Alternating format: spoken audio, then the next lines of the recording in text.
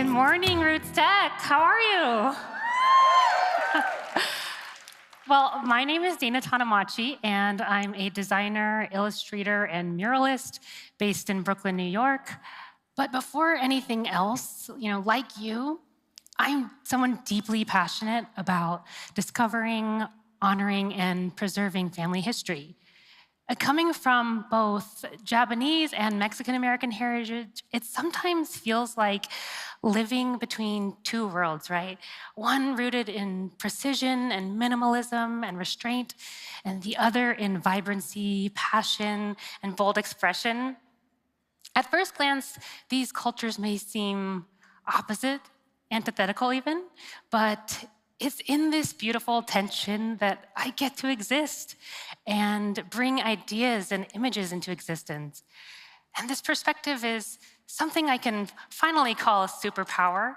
And through my work, whether creating vintage-inspired typography, murals, or book covers, I've learned that art, much like genealogy, is about weaving stories from the past into something meaningful for us in the present and the future.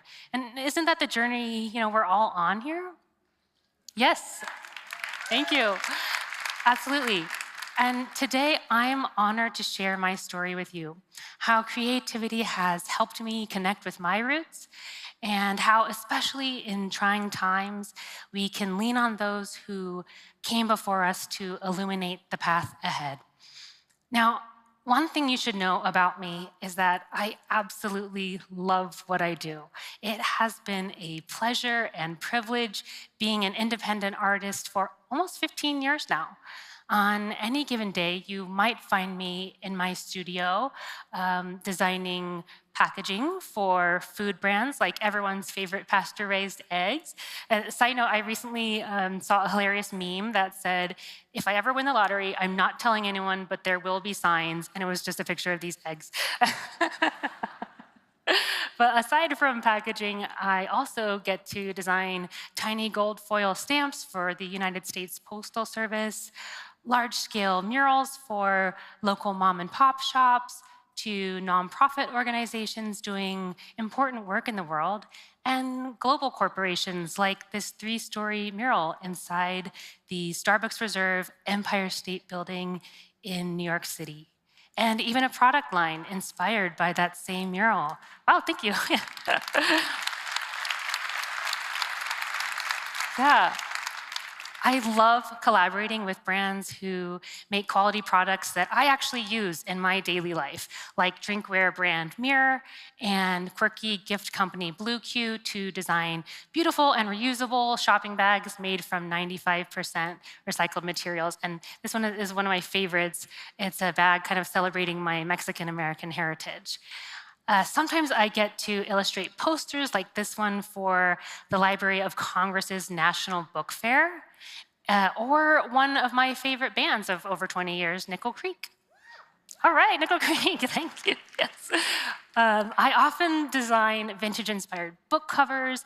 I love combining typography and illustration to create images that feel nostalgic and familiar, yet fun and modern.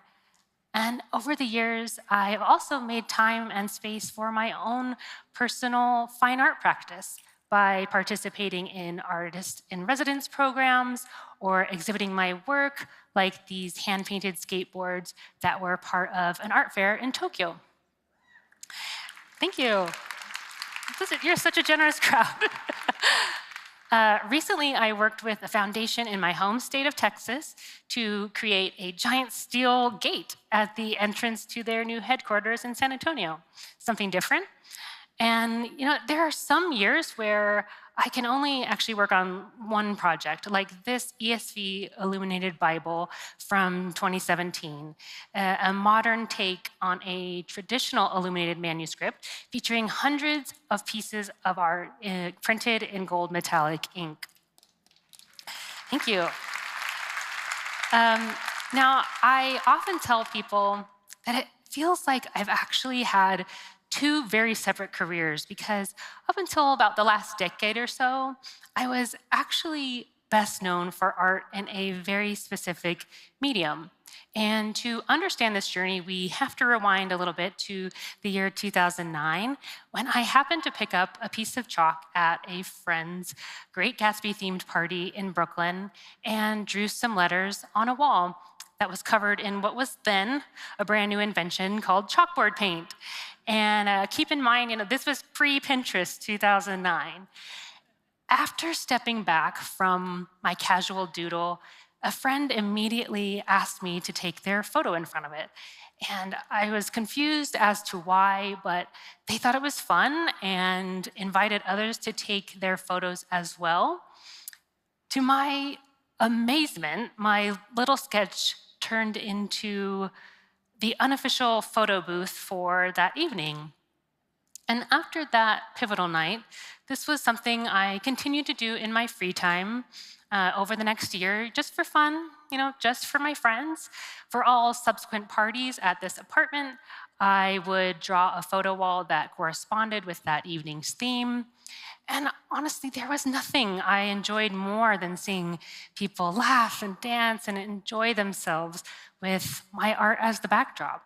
And this was something kind of secret and special that was birthed out of community and celebration, two things that I always try to come back to in my work.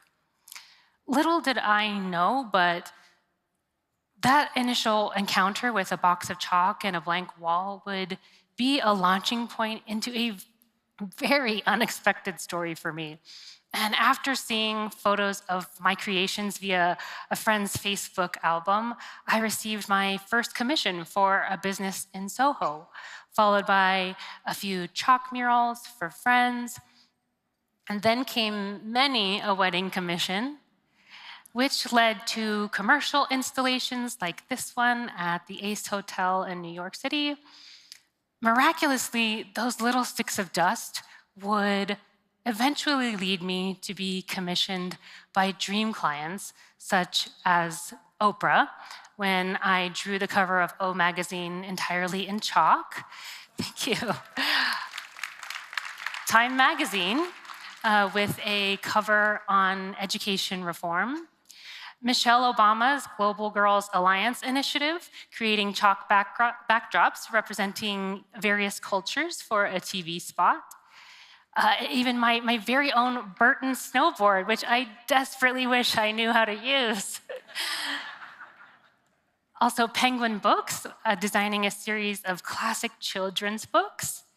And finally, an exclusive Tanamachi Studio collection of wall art at Target stores nationwide. So, I think so. Looking back at the early days of my chalk lettering journey, they were pure magic. Every new commission utterly shocked and humbled me. I honestly could not believe that people were paying me to do this. After a whirlwind few years, what had begun as something special, just for my friends, just for the love of lettering, had suddenly become far bigger than myself. And there's no other way to put it other than this thing blew up. And I somehow found myself the unlikely author of a worldwide design trend at the age of 26. Initially, I didn't even post my work online because my inner critic told me that surely there was someone else out there already doing this kind of work and doing it way better than I ever could. But it turns out there wasn't. And from the very beginning, I always knew that this aesthetic in this particular medium at this particular time was something that was sort of on loan to me. And I simply wanted to be a good steward of it for as long as I was the caretaker. And confining my craft to a single medium was never an option. I still had so much creative energy left inside of me. And so I made the difficult decision to walk away from the chalk, to set it free at its peak and continue pushing myself to evolve as an artist. And you know what? It makes perfect sense to me that the medium in this improbable story was chalk. Something momentary, something ephemeral. And a decade later, my work has expanded far beyond the six sides of a chalk box, as you've seen. And it was only by stepping away from the familiar that I could embrace what the future held for me. And honestly, I can't wait to see what I'll be creating in another 10 years. So as I mentioned, I am someone who is passionate about preserving family stories and traditions, which is why I think I'm in the perfect place. So I'd like to invite you on a short journey through my family's story, which is a uniquely American experience that is rarely talked about or understood. And frankly, it is a story of injustice. Yet, more than anything, it's a story that I have found hope in, and I only hope you will too. It's my family's firsthand pilgrimage through a literal and figurative desert that has taught me so much about the power of beauty and creativity, especially in the midst of dire circumstances and seemingly hopeless situations. It can be summarized in one word: gaman, a Japanese term meaning to endure the seemingly unbearable with patience and dignity. And this concept has now become an heirloom passed down through the matriarchs in my family, and it's my honor to share a piece of this wisdom with you today. In 1942, my grandmother, Mitzi Nimura, was 19 years old, living in Southern California's Imperial Valley, right on the Mexican border. And my grandfather, Tom Tanamachi, was also 19, living near Los Angeles, cruising the suburban streets in his 1940s black Ford convertible. They were teenagers, just on the cusp of adulthood, with nothing but the promise of the future ahead. And then Pearl Harbor happened. And in an instant, they went from upstanding American-born citizens and neighbors to enemy aliens who were feared to be spies.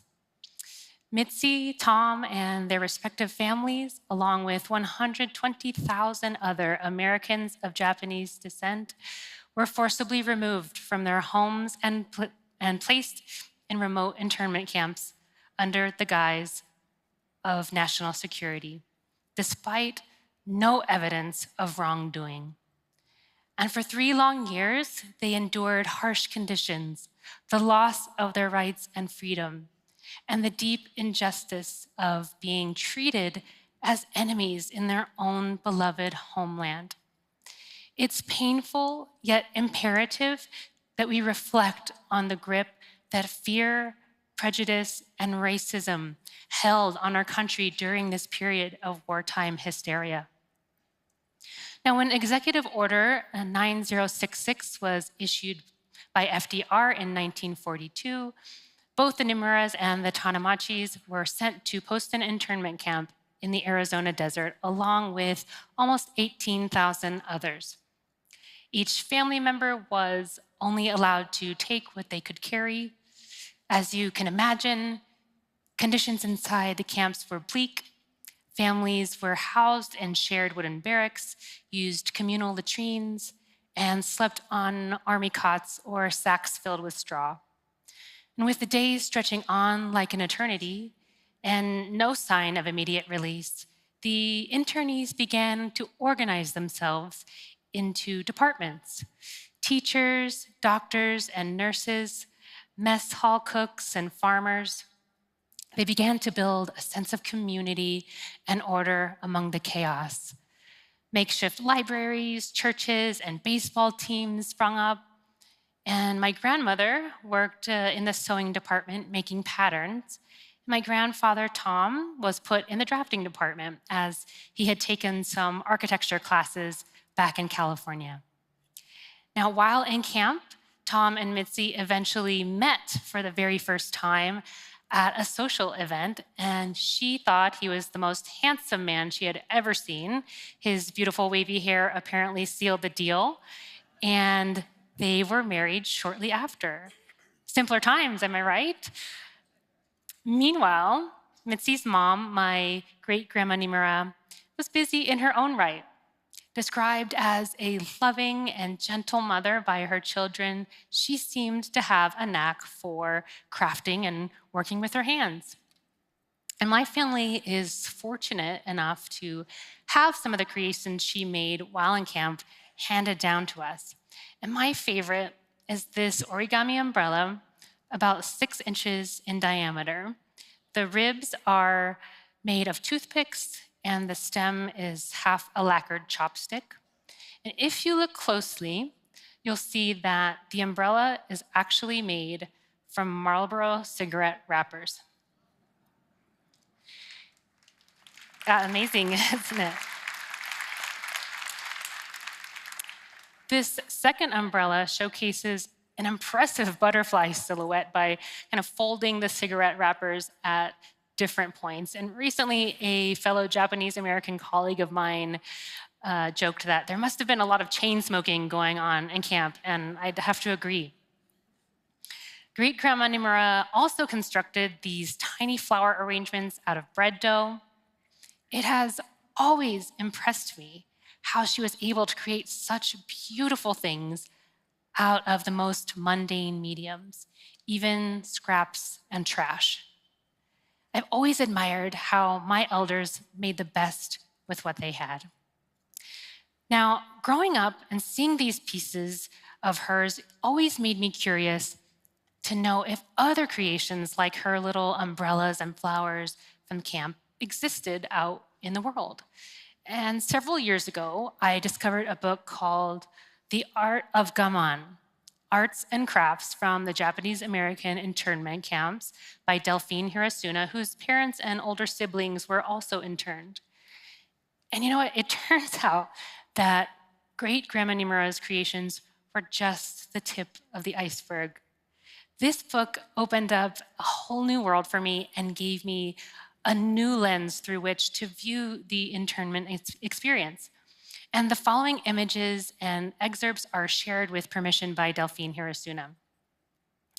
The making of arts and crafts in the relocation camps was both a physical and emotional necessity for the internees. At first, they simply sought ways to make their surroundings more habitable. At night, evacuees dodged the searchlights that swept the grounds to forage for building materials.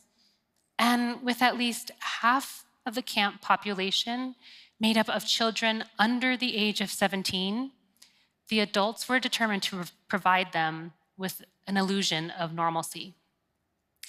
Gardens began to spring forth from the barren desert landscape. Those with green thumbs and grand visions hauled boulders and indigenous shrubs to make rock gardens. Here, an artist draws a crowd as he works on a watercolor of the landscape around Camp Amachi in southeast Colorado. Also at Amachi, the internee-run education department organized an exhibit of the children's art for everyone to enjoy. Shown here is a tiny cigarette case woven from repurposed string from an unraveled onion sack. Wooden sandals made from scrap wood and fabric.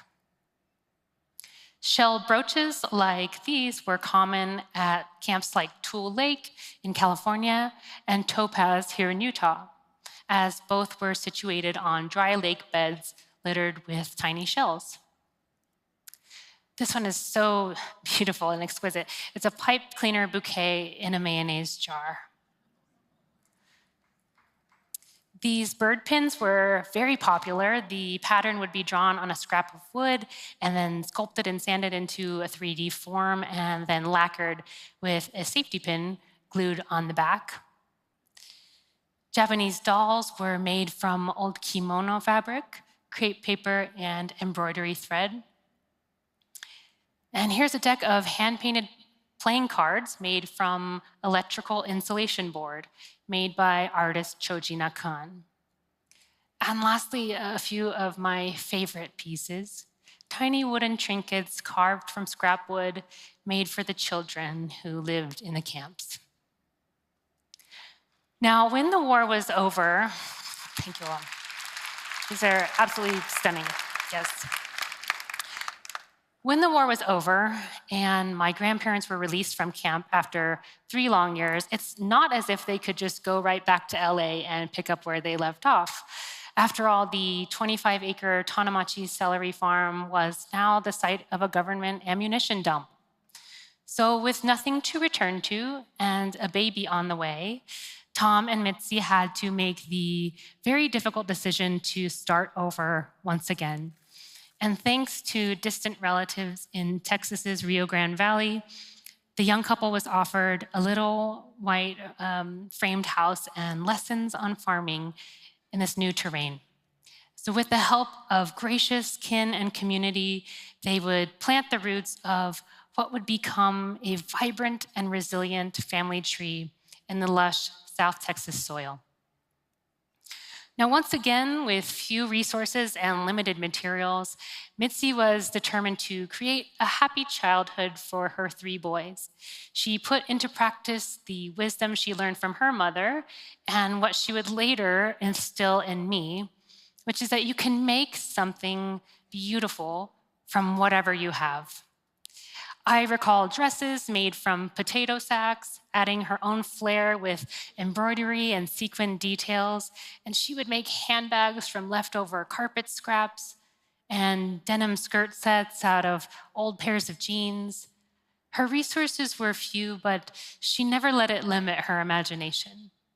She made suits for all 3 of her sons, elegant dresses and outfits for her daughters-in-law, and anything else the extended family needed, including my dresses and costumes as a child.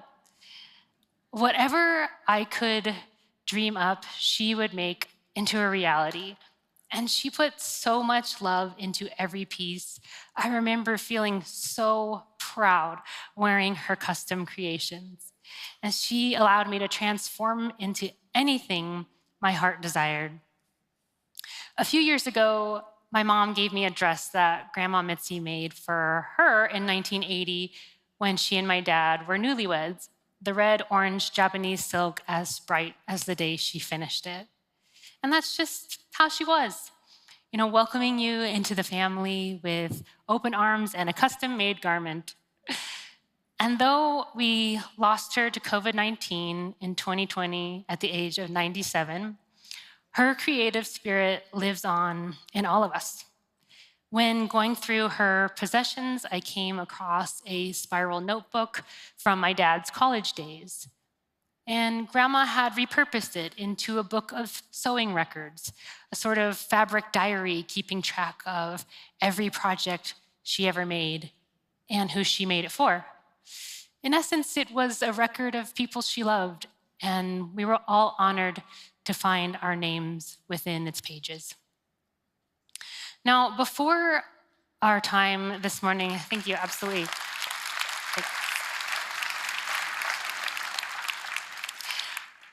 Before our time this morning comes to an end, there's one last story that I'd like to share with you. And now, I gave a quick preview of this project at the beginning of the session, but I want to kind of crack it open and take a deeper look at the process behind creating the ESV Illuminated Bible, an undertaking of epic proportion. The concept, as I mentioned, was a modern take on a traditional illuminated Bible, a reverent reinterpretation of the beautifully and elegantly drawn typography, ornamentation, and illustrations found in illuminated texts of old. In the Middle Ages, this type of manuscript was really only available to the very wealthy people who could afford to commission them. So the publisher's desire with this version was to create, an equally beautiful book, but to make it more available and accessible to all. So to give you an understanding of the sheer scope of the project, let me kind of quickly share some of the features with you. This included 64 full-page book opener illustrations, full of symbol and metaphor, 50 full-page verse illustrations, which were mostly typographic in nature, 250 plus hand-lettered margin verses spread over the 66 books, and over 100 other pieces of extra ornamentation throughout. And so the stats were staggering to me because that added up to over 500 pieces of art. Not to mention the cover design, slipcases, end papers, dedication, and title pages. And as I embarked on the first of hundreds of sketches for the Illuminated Bible, it quickly became apparent to me that this was going to be a bigger challenge than I expected, not only due to the sheer volume of artwork, but the duration of this project happened to coincide with the most difficult period of my life to that point. As someone already living with diagnosed clinical depression, a personal regimen of self-care, proper nutrition, physical activity, and spiritual practice, plus the miracle of modern medicine, has enabled me to do the work that I so love to do and be present for the people I care about most of the time. But it was the breaking down of a long-term relationship which triggered my depression and took it to an entirely different and unfamiliar level. I found myself suffering from crippling migraines, which made it nearly impossible to look at a computer screen at times. I was willing to pour my heart and soul into this book. I just didn't know that it would also require my blood, sweat, and quite literal tears. The beauty that adorns these pages was born of some of the deepest pain I have experienced. And creating in the midst of what felt like internal chaos was something I wasn't convinced I could do. But instead of taking an exit ramp, I made the decision to remain on the highway, even if I was only moving inch by inch, step by step, one foot in front of the other. And as difficult as it was to be productive and tap into my creativity in this dark season, creating in the midst of bleak circumstances was something I had seen done before. I had a template, a roadmap that proved essential when I couldn't see the road in front of me. And you all know I'm talking about two women whose blood runs through my veins and whose legacies live on in my bones. And people often ask me what the most meaningful piece of art from this experience is. And without hesitation, I tell them the book of Job. And one day, through the tears, I put pen to paper, and the artwork came flowing out of me with the kind of ease that I find hard to even describe. Job was a man going through an intense period of suffering and trial as he has lost all the good things he had received from the hand of God. And as he loses his family and suffers immense emotional and physical pain, Job recognizes that one day he will return to the dust. Despite his hardship, he clings to hope. And the story of Job resonated immensely with me in that moment because I felt seen. I saw myself in those pages.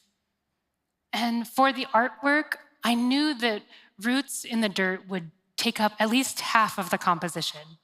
We always want to focus on the pretty part, the flowers blooming and the sun shining, but it's this damp, dark environment where seedlings crack open and allows the blossom to breach the surface.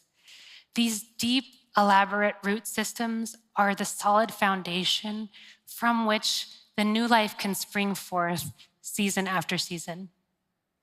The upright middle flower here represents Job's refusal to blame or curse the heavens and to cling to hope, even while his body, symbolized by the outer flowers, wastes away. And after his years of suffering come to an end, Job's life is renewed. His latter days are blessed even more than his beginning. He dies an old man full of days, a beacon of hope throughout the ages, a powerful example of enduring the seemingly unbearable parts of the human experience with patience and dignity. Now, I keep a small letterpress print of Job in my office to remind me that I can and have endured what felt like the impossible. I have done and can do hard things. And when I hold this book in my hand, it's a symbol of perseverance and endurance that my struggle was not in vain. My greatest pain produced the thing I'm perhaps most proud of. And when I began the chalk murals over 15 years ago, it was not lost on me that I was using literal dollar store chalk, tiny sticks of dust, to create elaborate designs for some of the world's most influential people and brands. Creating beautiful things from simple and unexpected materials is in my blood.